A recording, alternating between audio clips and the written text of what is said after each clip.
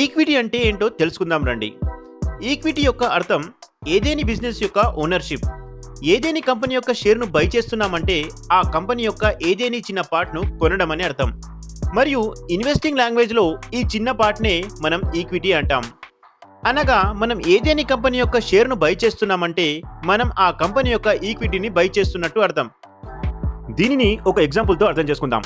ఇద్దరు ఫ్రెండ్స్ కలిసి ఒక కంపెనీని స్టార్ట్ చేశారు.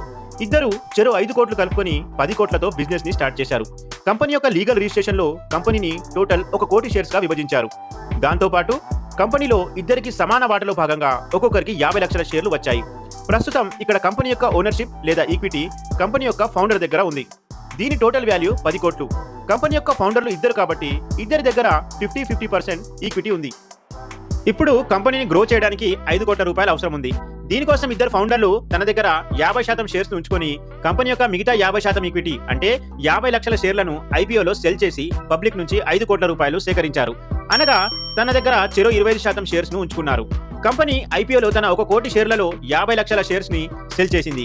ఇది కంపెనీ యొక్క 50% ఈక్విటీతో సమానం. అంటే ఇక్కడ కంపెనీ ఐపీఓలో తన ప్రతి లక్ష షేర్లపై 1% ఈక్విటీని సెల్ చేసిందని అర్థం. ఒకవేళ మనం ఈ కంపెనీ యొక్క 1 లక్ష షేర్లను కొన్నట్లయితే మనం ఈ కంపెనీ యొక్క 1% ఈక్విటీని కొన్నట్టే. మనం ఈ కంపెనీ యొక్క 1% ఈక్విటీ యొక్క ఓనర్ అయిపోతాము. సో ఈ విధంగా ఇన్వెస్టింగ్ లో ఈక్విటీ అంటే మరేదో కాదు, కంపెనీ యొక్క ఓనర్‌షిప్ అని అర్థం.